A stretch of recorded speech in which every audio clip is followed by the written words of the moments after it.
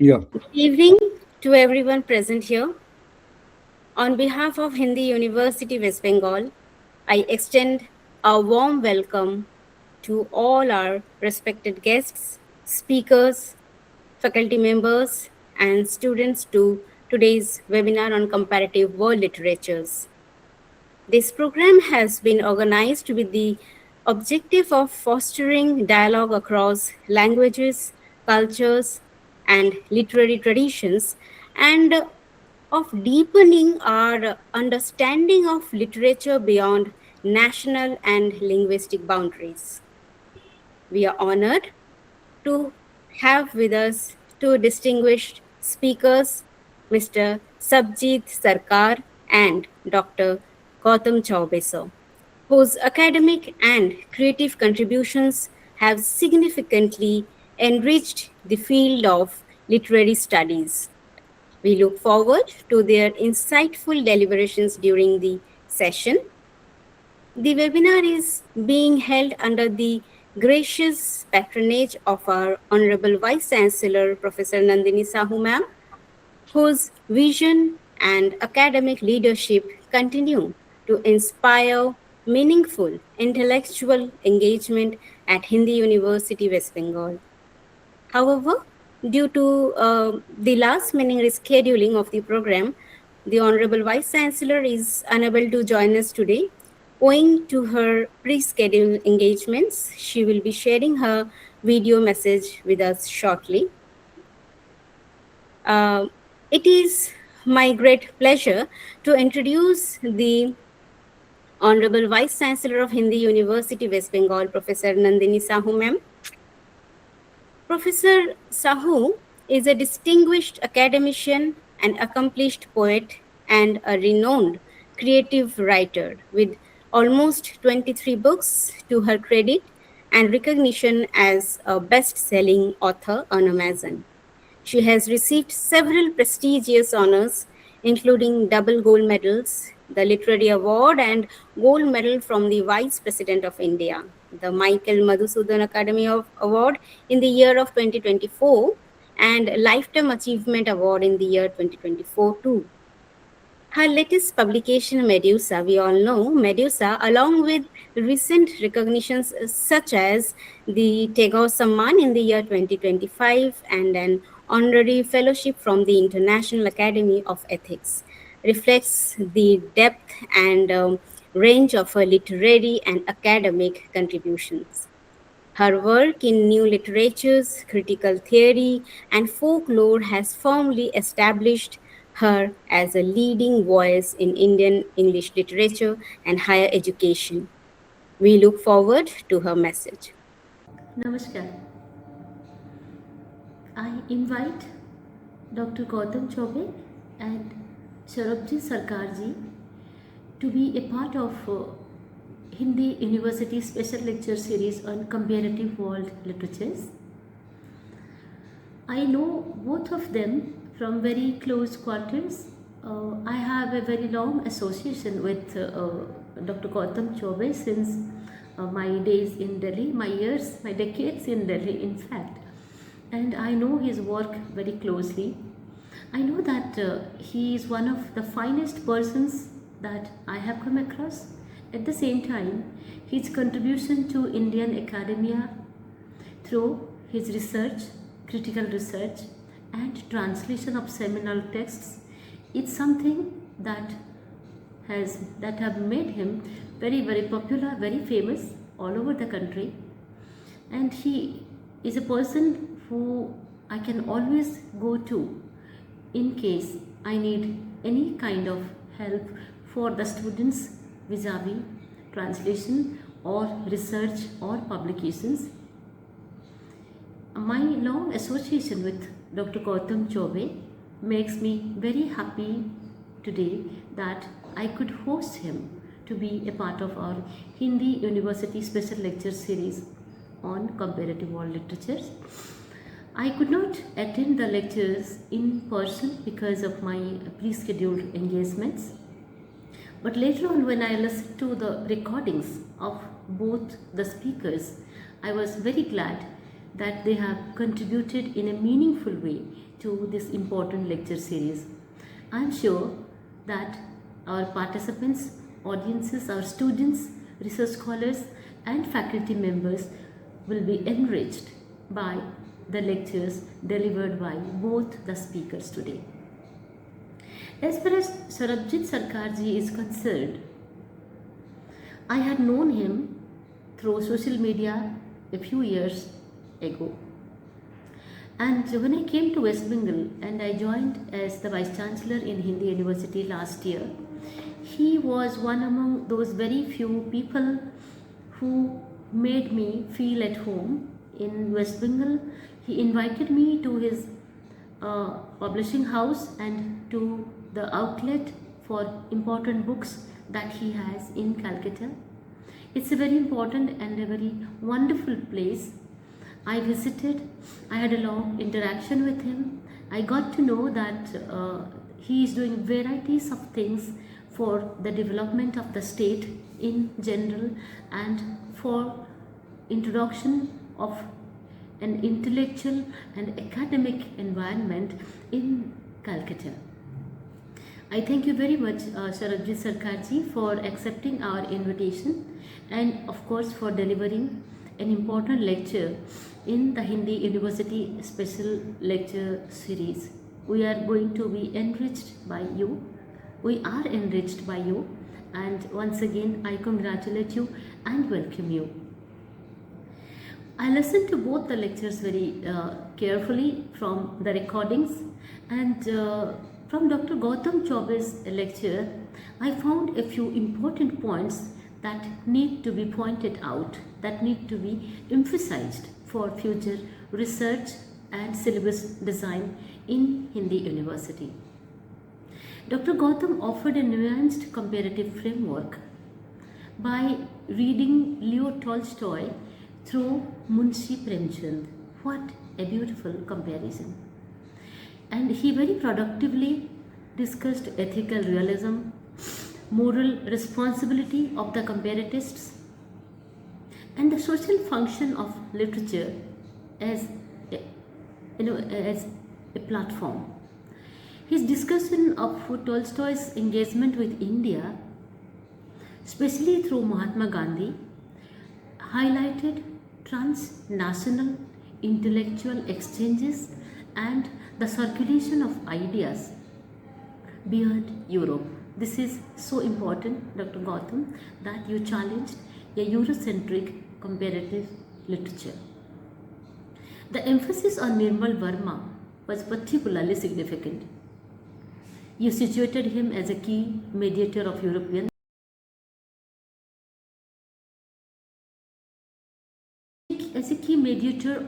European literary consciousness in modern Hindi prose.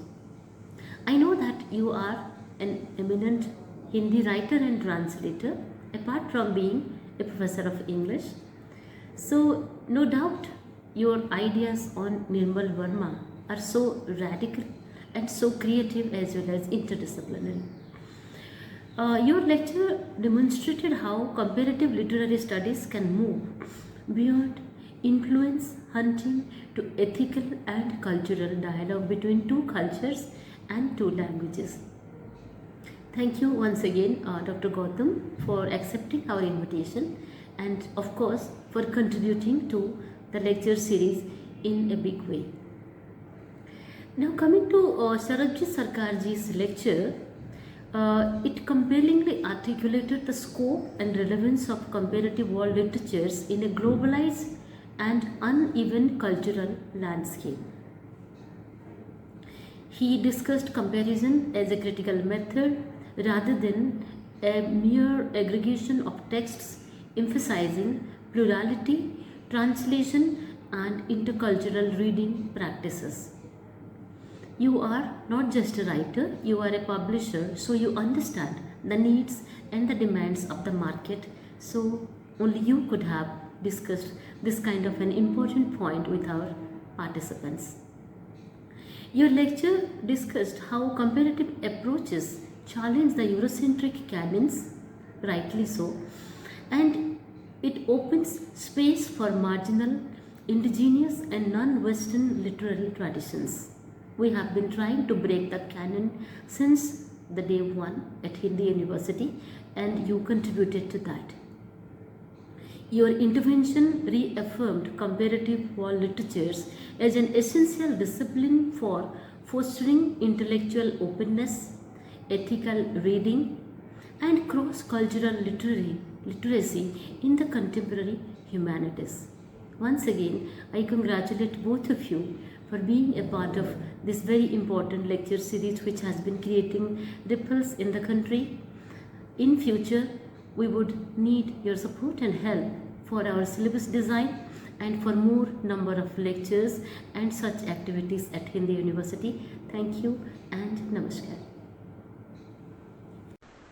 It is now my privilege to introduce our first speaker for today's session, Mr. Sarbajit Sarkar.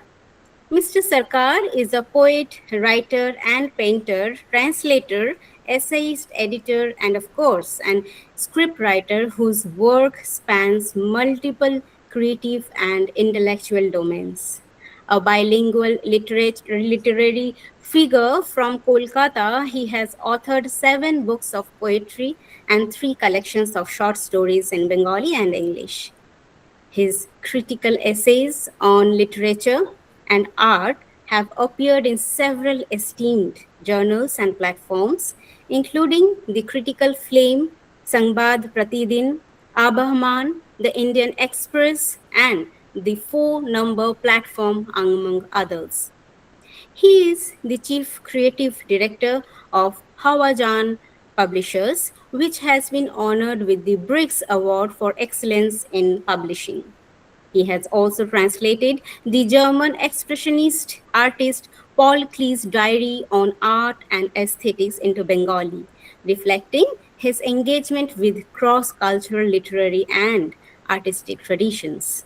In addition, he works as an illustrator and designer for several publications, contributing significantly to the visual and creative dimensions of publishing. We are truly delighted to have such a multifaceted personality with us today. May I now invite Mr. Sarbajit Sarkar to kindly deliver his lecture. Sir, please. Thank you so much. And thanks to Hindi University and thanks to Madam Sahu, Vice Chancellor, Honorable Vice Chancellor of Hindi University, that you have given me this platform to share my thoughts about world comparative literature. Before I start, let me start with a little anecdote about my childhood days. When I was about 8 or 9 years old, and when I started reading basically children's books and children's classics, I still remember 2 books in particular which kept haunting me throughout my growing up days too. And of course, I was a child then, so I didn't realize much about it. That was exactly the dimensions and the meaning those 2 books were carrying. But as I grew matured with my, as I matured and became a mature reader kind of thing, then I started realizing that these 2 books really actually played a basic landscape. They created a sort of landscape for my further reading and getting inside the literature as a genre, as all the genres about literature. Now, what are these 2 books? One of them was a Bengali book. It's called Khirer Putul. It was written by a great painter of Bengal art. It was Abanindranath who wrote this book. And the other was Oliver Twist by Charles Dickens. Now, why I mentioned these 2 books is because if you see, since when I started my schooling, I was studying in 2 different languages. One was Bengali, of course, that was my mother tongue, and that's what we used to speak and read and write in our family also. But my entire schooling was in an Anglo-English medium school, and the medium was English. So I was conversant and I was able to studies in both the language. So that's how these two books, Khirer Putul, which was written in Bengali, and Oliver Twist, which was originally an English novel by Charles Dickens, both of them I read. And what I found, discovered afterwards, is that both the stories, it created a space inside my brain or inside my mind, which was basically verging on empathy or the feelings towards the people who resides in the on the margin, who are downtrodden, or maybe people who were on the outskirts of the mainstream. And it was about their struggle and their hopes and their dreams. And it's been written in two different languages, worlds apart. But even then, these two things, these two books, these two literature, example of literature, even if it was coming from a different poles in this world, but they had something very similar to them. That was the emotions, that was the good feelings, that was the dreams of the human beings anywhere inside in the world is same, almost same. But how, the way it differs is only in their form. Now, these similarities between different literature that has been written throughout this civilization, whatever language it was been written, always carried the human emotions and the feelings and the thoughts, and they are more or less similar to each other. But it's been written in different language. It's been written in different forms, different narrative structures and forms. Now, why this difference came? So, in a way, literature always carried not only the human feelings and their thoughts and ideas, but it also carried different aspects of each individual's culture, their religion, their politics, their geography, their history. I mean, the entire thing which this world consists of, everything comes out with one particular objective in mind, and that in Rabindranath Tagore, our great poet, who summarized it in one single short sentence that what is Sahitya? Sahitya kya hai? What is literature? Literature is something that brings people together, that that gels everything everywhere, whatever the differences are, local differences or whatever is there.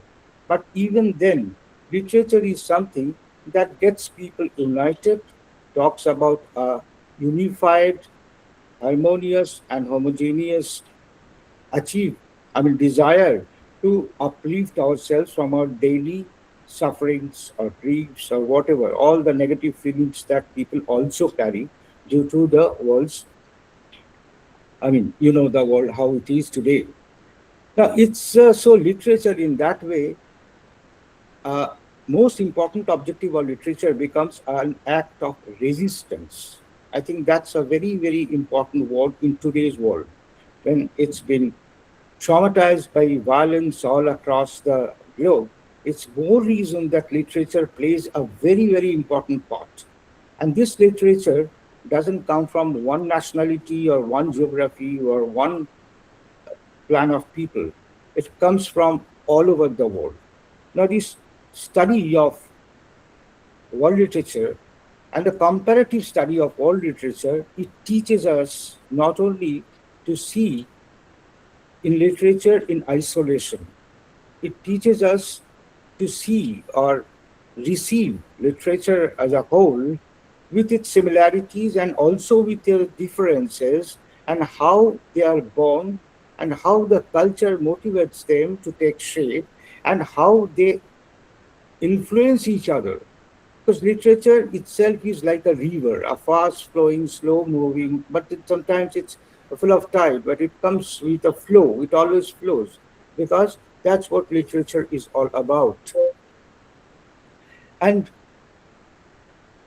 comparative world literature, this study itself, and I just was taking some notes on it. So it says that it's an academic discipline that examines literary texts across different languages, cultures, nations, and historical periods.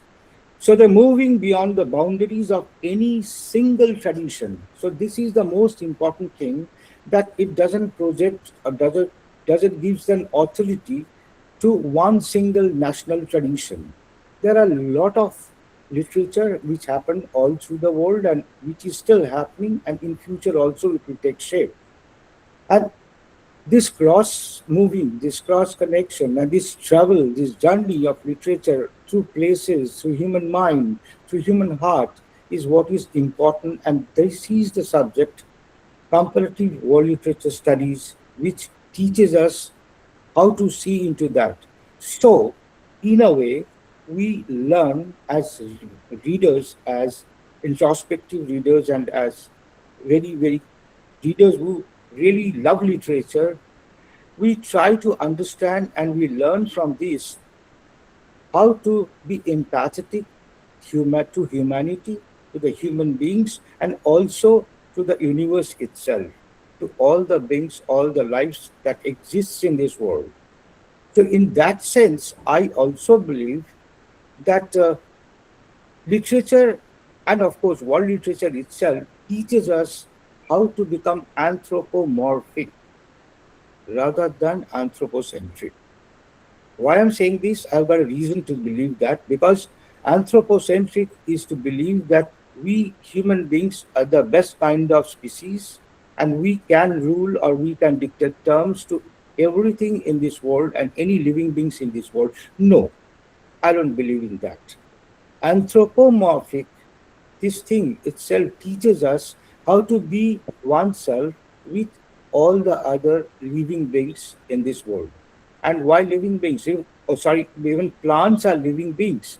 So to be in relation with plants as well as animals and the humankinds and the bugs and whatever is living in this world, we get to get make a relation with them, and that's what happens in that realm of literature. So uh, I won't go. I'm trying to share my thoughts about comparative world literature. So I'm not going into the theoretical part of it, as you must be. You are all learned people, and we have got good students all here. So you all know that what's the syllabus like. So I'm not going into deep in depth of that, because I'm not that way an academic guy. I'm talking from my feelings of being a poet and trying to understand the human beings, the emotions, and how what is a reality, and how imagination functions to change that reality also. This is what my intention of today's speech is. Now, I'll I'll show you something, a diagram which I was thinking about. Now, do you know what is this? Can you see this? This is called a fibril. And you know what is a fibril?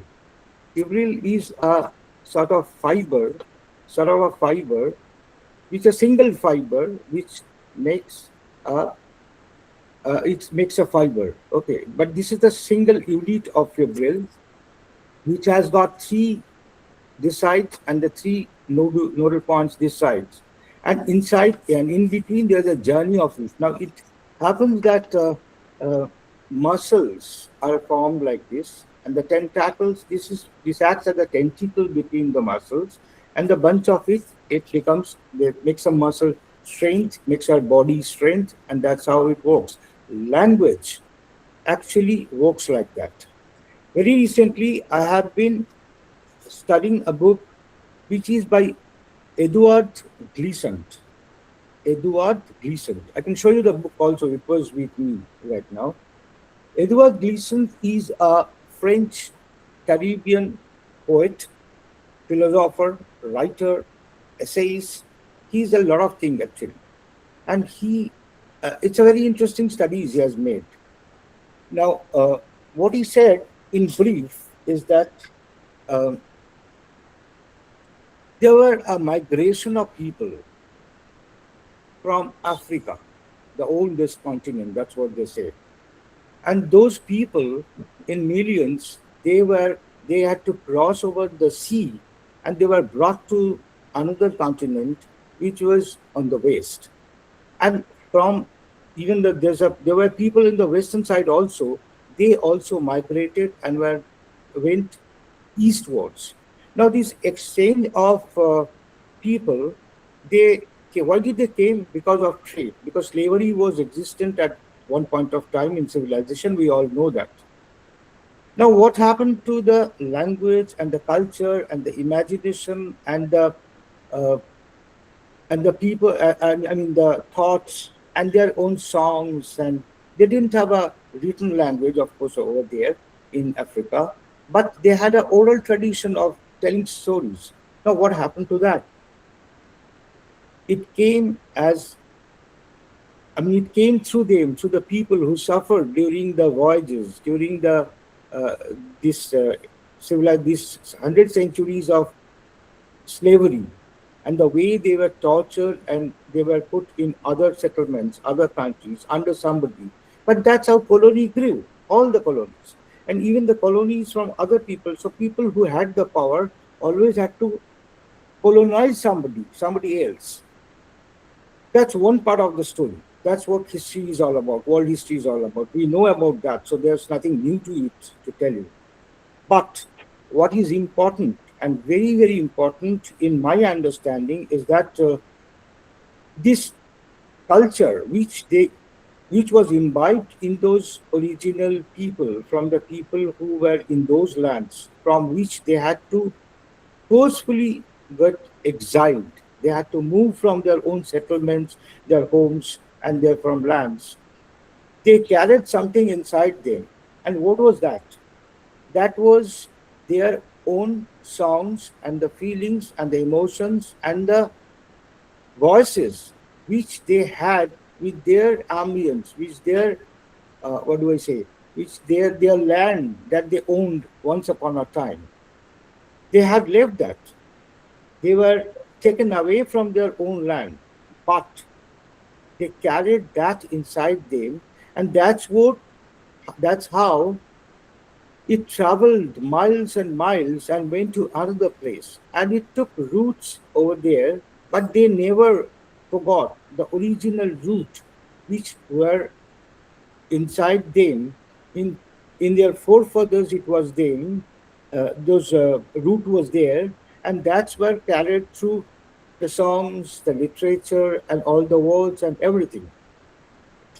So comparative world literature gives us this entire gamut of studies where we can see that people of different tribes, different clans, people who are coming from different lands, whether they have been brought into forcefully or they migrated on their own, is a different story, and we can get into that when we read history and sociology and all other things.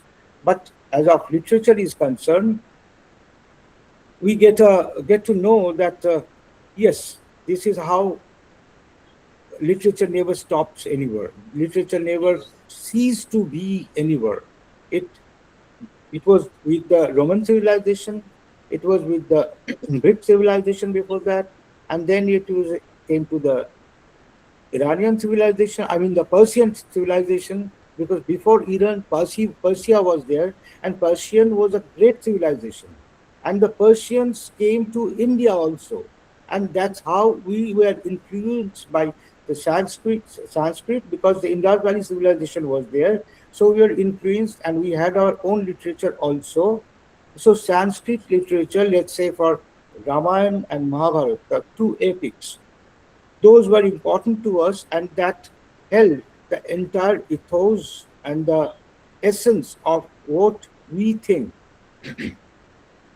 That was after that, after the Persian invasion, their good things, their literature, their songs, their music, their drama, that also came into us, and we absorb that. We never tried to keep it away from us. It was I mean, it was sort of an amalgamation. You see what literature can do. It can take away essence of one particular geographical area with a certain history and politics and whatever it is, and the ethos of the human beings, and it can mix with the ethos that was transported from another place, another geographical area, and then it mixes up and then it enriches itself. So that's very important, because enriching oneself, enriching, enlightening oneself with new ideas, new thoughts, not going away from our own roots, not excluding our own heritage. I'm not saying that. And tradition has to be taken in. And then tradition and the heritage, when it comes into being and mixes up with another language, another form of literature or whatever, then it nourishes itself. It becomes more of a, it becomes more voluminous. It becomes more whole. It doesn't becomes isolated. So that's a most important thing I think we learned from this thing. And a couple of more things. It was this was interesting. Do I have time? Do I have time? Hello.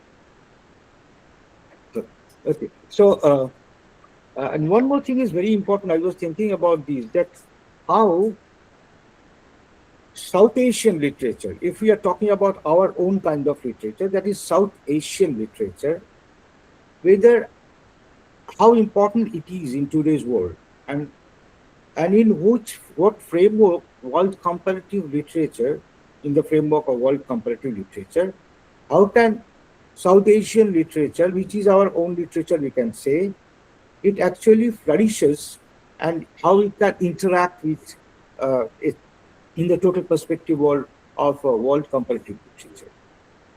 Now, when we approach South Asian literature comparatively, we immediately encounter a productive tension. Tension. Why a tension? Because on one hand, we have a region of extraordinary linguistic diversity. Now, what is that? It's basically that we are a country of diversified topography, diversified language. A lot of things are dissimilar to each other. But at the same time, we can say that it's our country, our nation, it's India, and where we are actually uh, enriched ourselves. We are full body. We are really become a whole, a sort of universe in ourselves itself, because we have those differences and also the similarities.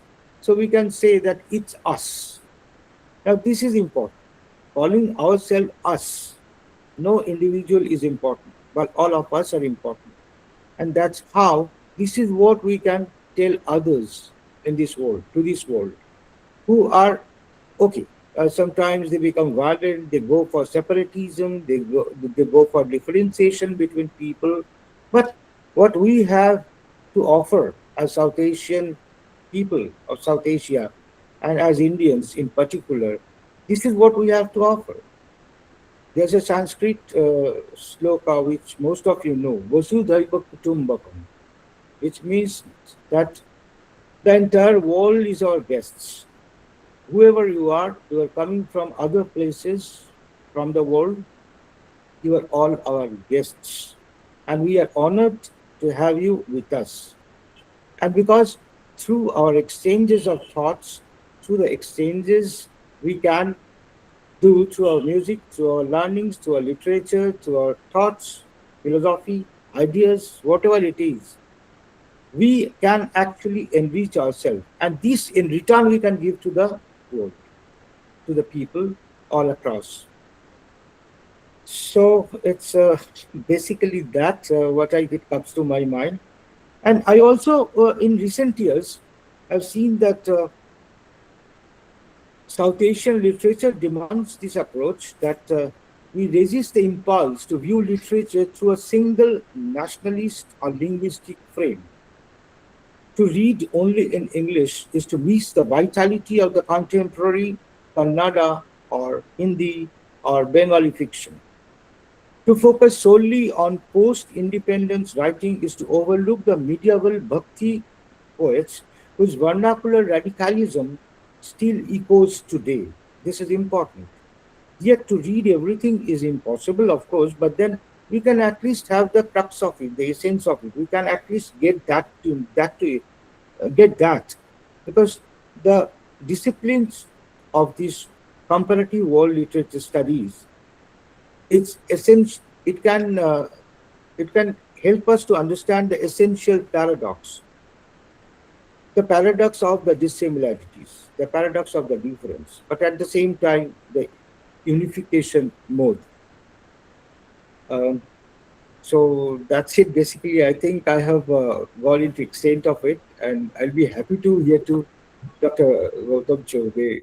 Yes, because I'm very interested. Yeah, his thoughts. Thank you so much. Thank you so much, Parveen. Yeah. Thank you. Thank you so much, sir. I must say that you beautifully highlighted how imagination allows comparative world literatures to transcend boundaries, connecting diverse cultures through shared human creativity. Through your insights, literature emerged as a space where world meet, converse, and I must say, and reimagine each other beyond linguistic and cultural limits. Thank you once again. And now I must say it is my pleasure to introduce our next speaker, Dr. Gautam Choubey. Dr. Choubey is an academic novelist and translator widely recognized for his significant contributions to contemporary literature discourse. He is also the host of Sansad TV's talk show on Indian literature, Likhavat, where he engages with diverse literary voices and ideas. As a translator, Dr. Choubey has brought important works to wider audiences.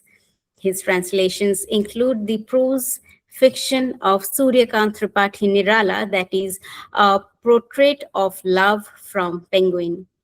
Andre Bete, that is Loktantra or Uski Sansthaएं from Oxford University Press, and he has also co-translated the Hindi bestseller 12th Fail, we all know very much. So his critically acclaimed translation of Pandey's Kapil's historical romance, Full Sunghi from Penguin, holds particular distinction as the first ever translation of a Bhojpuri novel into English, marking a significant milestone in Indian literary translation. Dr. Choubey is also a bilingual columnist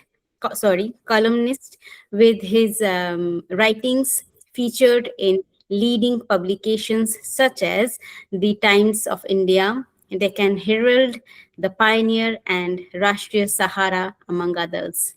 His recent Hindi novel, Chakka Jam, set against the backdrop of the JP movement and the 1974 rail strike, has received wide recognition, earning the Kalinga Book Award in the year 2025 and the Shiv Kumar Shiv Smriti Samman in the year 2025 too. The forthcoming English translation of the novel has also been shortlisted for the Pen Salt Translation Grant, reflecting its growing international appeal. At present, Dr. Choubey is editing the book of literature, Hindi literature for Penguin, and is engaged in translating Manju Kapoor's Difficult Daughters into Hindi. We are truly honored to have such a distinguished scholar and literary figure with us today. Now, may I invite Dr. Gautam Choubey to kindly deliver his lecture. Sir, please. Thank you, Dr. Paramita. I'm very grateful to the Hindu University and to you and to Professor Nandini Sahu, Honorable Vice Chancellor of Hindu University in particular, for persuading me to come to this wonderful forum that has seen many eminent scholars speaking on different aspects of world literature in a comparative perspective. And thank you also for that very generous introduction. Well, it puts a bit of a pressure on me, Um, um, I've been given 30 minutes, and I thought that in 30 minutes I have. Um, Please bear with me. There could be some background noise because there's some bhajan going on. The Navratras are here, and there is some ritual celebration happening. We're Uh, happy to have that background. in the blog, yes. So you'll have a background score to my lecture. I mean, how often do you see that? A lecture being put to a background score. In today's lecture, I'll speak briefly. 30 minutes is although not very brief, but I'll speak briefly on an aspect of world literature that has interested me a great deal, which is Leo Tolstoy's contribution to Indian literature and how that contribution has shaped Indian literature and in a comparative perspective to understand the consequences, the nuances of Leo Tolstoy's influence on Indian literature and how that opens up the possibility of a comparative framework beyond the Eurocentric or the Anglophone world. In 1978, I think it will be a good way to start the story, when we celebrated the 150th anniversary of Leo Tolstoy's birth. India celebrated it with much pomp, and there was a holiday declared in India. How often do you see that? The birth of an author who never set foot in India being marked with such pomp and pageantry. So there was a national holiday, and many committees were constituted, and many lectures were organized, conferences were organized, journals, academic, literary journals brought out special issues dedicated to Leo Tolstoy. So it marked a significant event in our national life, and I think, and this is also almost 30 years after our independence. So what it led me was to think of Leo Tolstoy as a figure in world literature, who sort of opened up India's possibility, or it opened up Indian literature to influences from beyond the English world. Uh, when we speak of world literature, we are not only comparing texts across cultures, but we are also thinking of the roots of circulation and also how texts travel and are translated and are reimagined in different contexts. And keeping that in mind, the example of Leo Tolstoy is very interesting to me. Uh, what I'm about to say, I look at Leo Tolstoy, I look at the way Tolstoy was imagined, and look at Tolstoy's own engagement with India, and look at how Tolstoy's stories were translated by Premchand very briefly. And in the closing segments of my lecture, I will look at the figure of Nirmal Verma, who takes this notion of world literature quite literally, beyond Tolstoy. His arrival in Hindi literature, or his oeuvre in Hindi literature, is almost uh, synonymous with Hindi literature presenting itself as a sample of world literature, as a form of world literature. Um, Firstly, when you think of Premchand and Leo Tolstoy, the connection, Premchand translated his short stories that were meant as educational tracts, didactic short stories, which Tolstoy wrote for his peasants at his farm at Yasnaya Polyana. And he translated these stories, and while translating these stories as Tolstoy ki kahaniya, he changed the context quite a great deal, and he recontextualized them, and he imbued them with a distinctive Indian sensibility, a distinctive Hindi sensibility, or a distinctive North Indian sensibility. And that is very interesting to notice, because these stories were didactic, stories that were written originally for the peasants at Yasnaya Polyana, the farm where Tolstoy conducted his experiments. Tolstoy himself claimed that these stories were originally of Indian origin. So very interesting. Tolstoy writes these stories for his peasants and calls them stories with a distinct, describes them as stories of Indian origin. And then you have Premchand translating them, or contextualizing them, or adapting them to the Indian context and Indianizing them further. So it's as if the stories go from India to Tolstoy, and from Tolstoy they come back to India. So this is the trajectory that I'm trying to understand here, or perhaps very briefly map out for you in this short lecture. Uh, Now, when Premchand is re-Indianizing these stories, the stories of in Tolstoy ki Kahaniya, many of the things undergo change. Of course, the setting becomes different. The Caucasian setting or the Tsarist setting, that changes. That the Orthodox Christian worldview, that also changes. So there are many changes that we see Premchand bringing about in his translations of Tolstoy. And this translation is crucial for comparative world literature. It shows that Hindi realist village, for which Premchand is famous, is not simply an indigenous or vernacular isolation. The village that Premchand portrays, and that becomes in a way emblematic of Indian life, because Premchand is then translated also in Russia. Premchand becomes one of the most translated of Indian writers in Russia, and therefore his representation, his idea of village becomes the representative of Indian village to the Russian people or whoever read Premchand in translation. That Hindi realist, that village in the Hindi realist story, it's itself not simply indigenous or vernacular, but is a result of a dialogic encounter with European realism mediated through translations and adaptations. So what I'm trying to say is that Tolstoy writes these stories for his peasants, for the children of his peasants, to be very particular, at Yasnaya Polyana, and he describes these stories as having an Indian origin, and I'll come to that later. These stories then get translated by Premchand as Tolstoy ki Kahaniya, where he makes an attempt to Indianize these stories further by changing their context, by changing their ethical context, by changing also their religious context.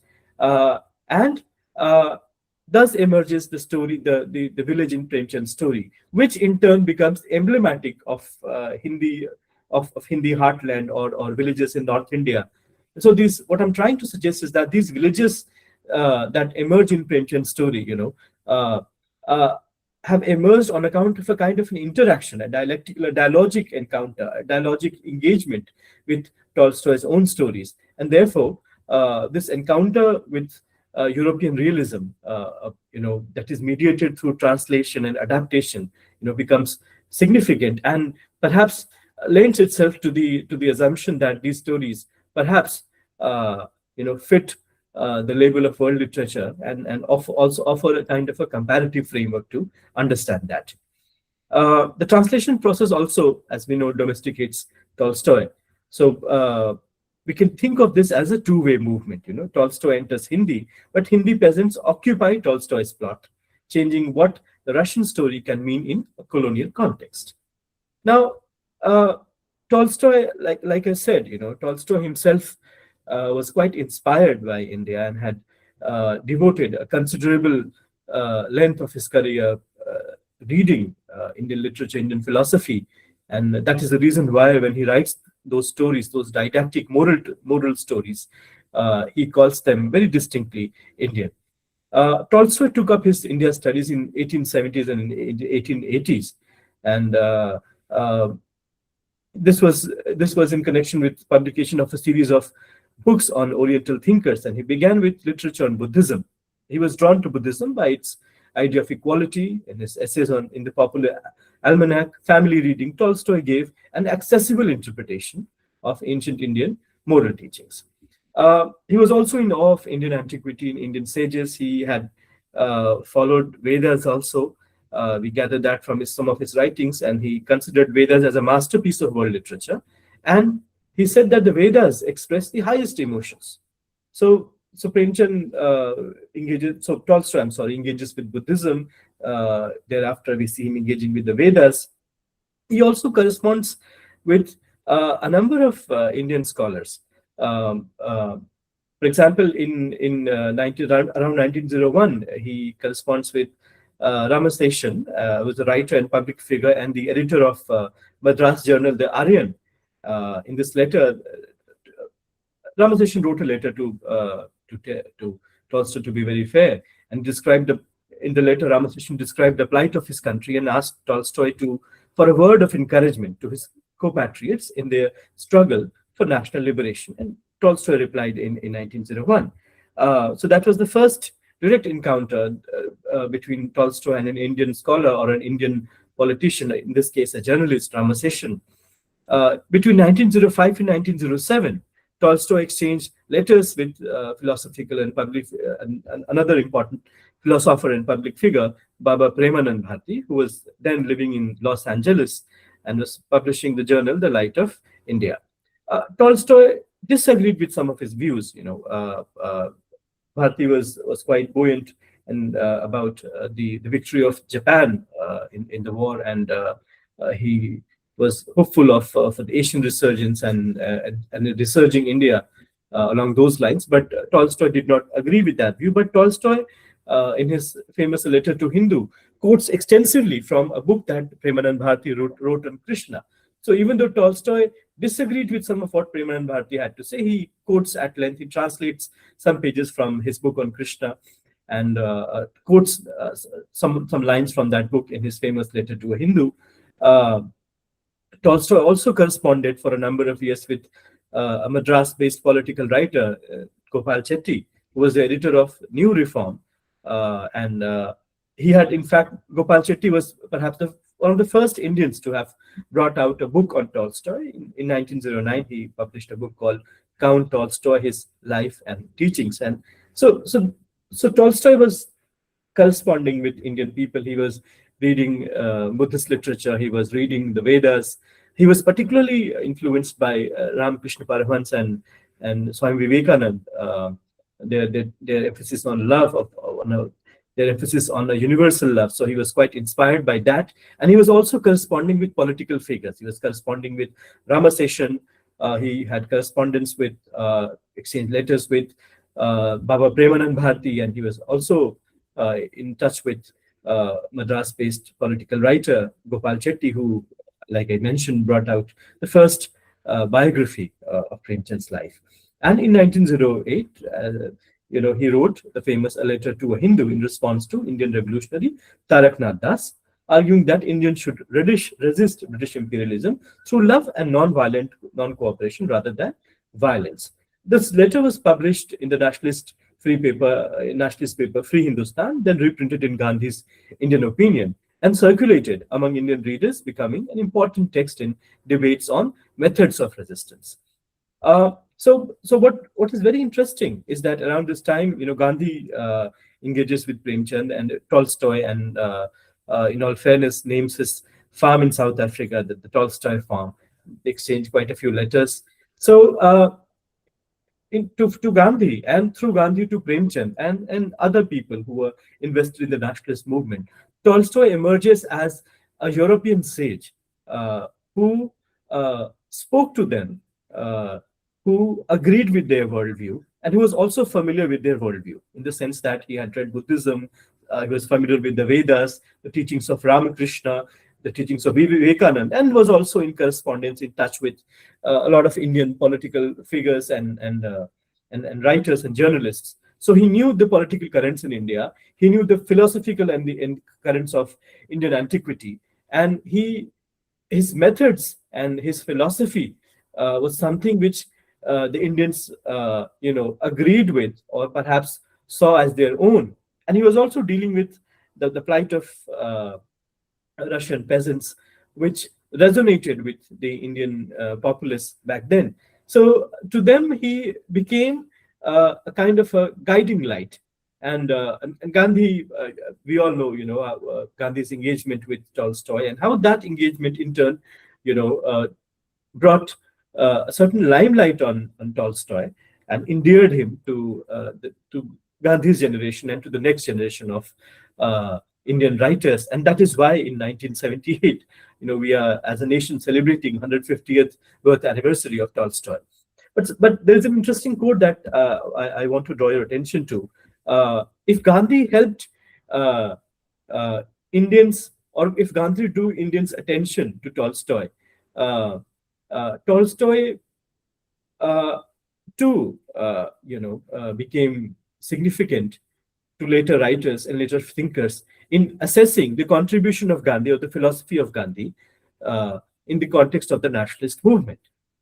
So going back to the arc, the cyclicity of this comparative world literature frame that I'm trying to imagine. Here is a figure, uh, an important figure in Russian literature, who has familiarized himself with Indian knowledge, or Indian body of knowledge, let's put it that way, by engaging with the Vedas, by engaging with the Buddhist philosophy, by engaging with some of the contemporary political and historical commentators in India, such as Baba Premanand Bharati and Tarak Nath Das, and of course Gandhi, Ramaseshan, and Chetty. And he writes these stories for his peasants and their children, for the education of the children of his peasants. Uh, uh, and these stories are then get translated are adapted into India, adapted for an Indian readership, or by Premchand, and who makes an attempt to Indianize them. Uh, this is one axis. The other axis is Tolstoy emerges as an important thinker, a European thinker, to the Indian mind through Gandhi.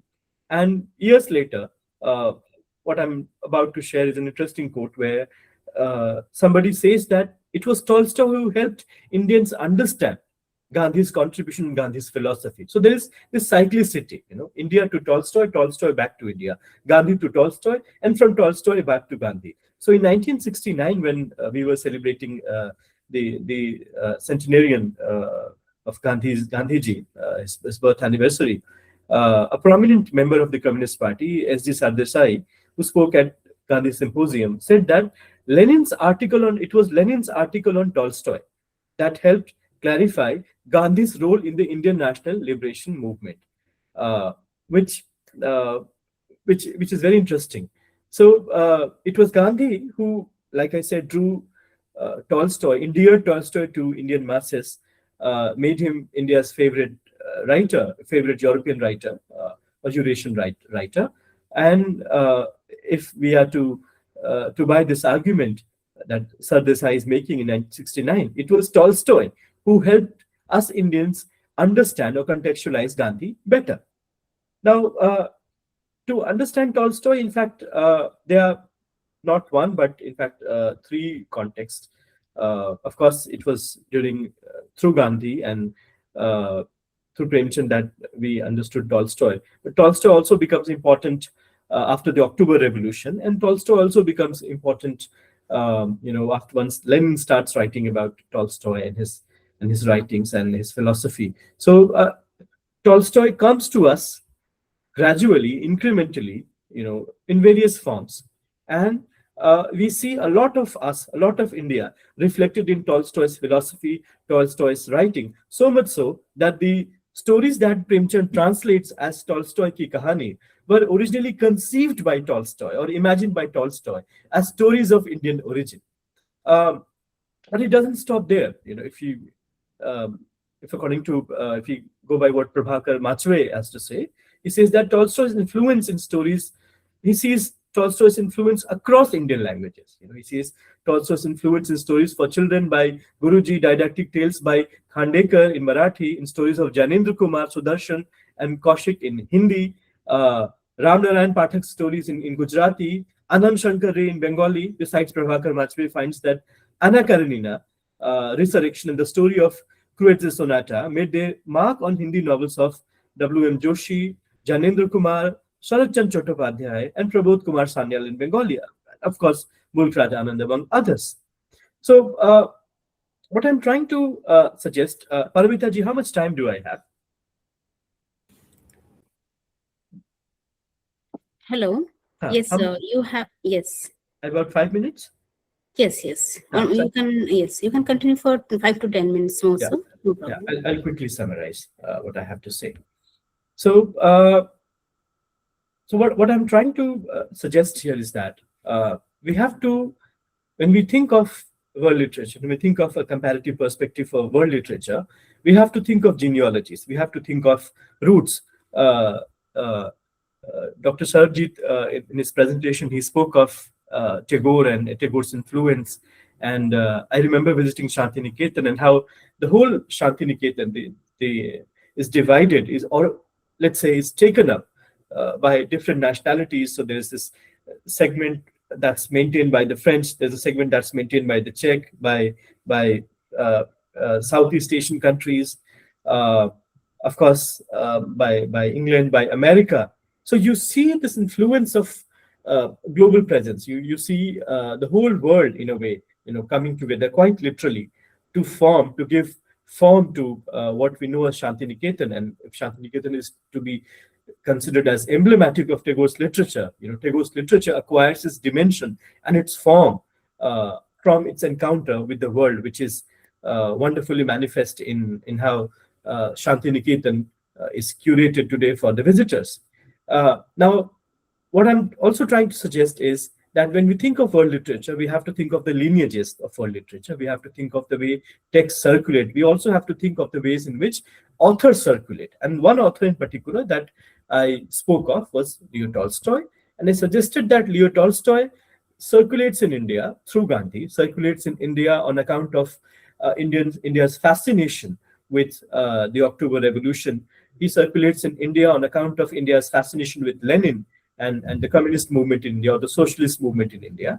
But at the same time, Tolstoy himself is a product of global consciousness, and he has devoured, so to speak, a great deal of Indian sensibility through his engagement with Buddhist literature, through his engagement with Vivekananda and Ramakrishna, through his engagement with the Vedas, through his engagement with figures like Gandhi, Ramaseshan, Chetri, and of course, to name just a few.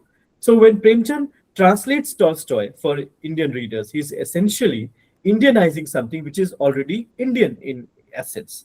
And this gives a wonderful context, a wonderful way of understanding the cyclicity of world literature for us.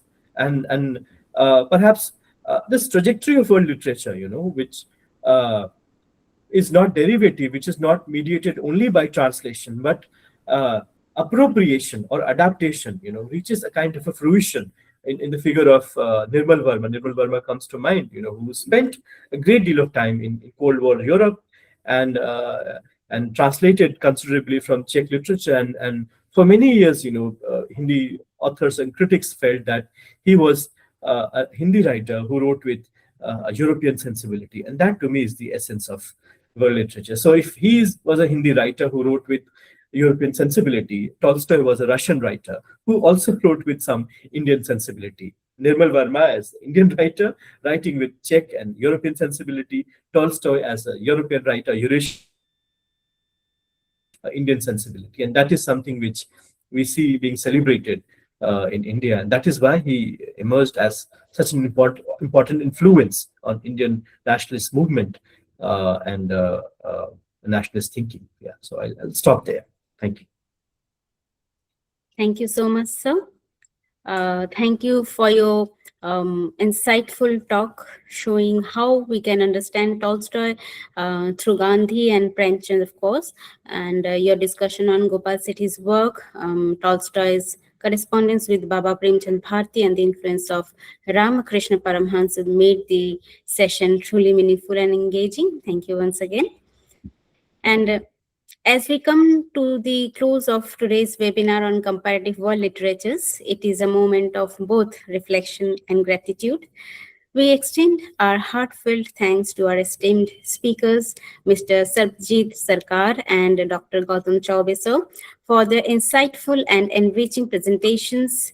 Their lectures offered us valuable perspectives and deepened our understanding of literature across cultures and contexts. We express our sincere gratitude to our patron, Honorable Vice Chancellor, Ma'am Professor Nandini Sahu, for her constant encouragement and visionary leadership, which continue to inspire meaningful academic engagement at Hindi University, West Bengal. I would also like to acknowledge the dedicated efforts of the Hindi University team, whose coordination and commitment ensured the smooth conduct of this program. A special note of appreciation goes to our technical support team, Ms. Kajori Das Roy and Mr. Raj Jaiswal, for their efficient handling of the session and for ensuring a seamless experience throughout. Finally, I extend my sincere thanks to all the participants for their active presence and engagement. With this, we formally conclude today's session. Thank you all for joining us today, and we look forward to your continued association with Hindi University West Bengal. Thank you and have a pleasant evening. Namaskar. Thank you so much. It was a pleasure listening to you, Sarbajit ji. Thank you so much. And thank you so much. I just wanted to make a frank admission that I would like to appreciate Dr. Choubey because he mentioned two things, two of my favorite writers, Nirmal Verma and Tolstoy, of course. And in this context, they are so, so important. I mean, I can't explain. Thank you so much, Dr. Choubey, that you mentioned that. Thank you so much. Thank you, sir. Thanks to all of you. Namaskar.